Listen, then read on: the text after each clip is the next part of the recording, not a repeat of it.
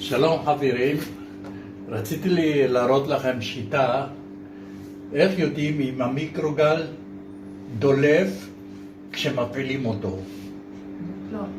מקרין קרינה החוצה. לוקחים את הטלפון, מכניסים לתוך המיקרוגל, סוגרים,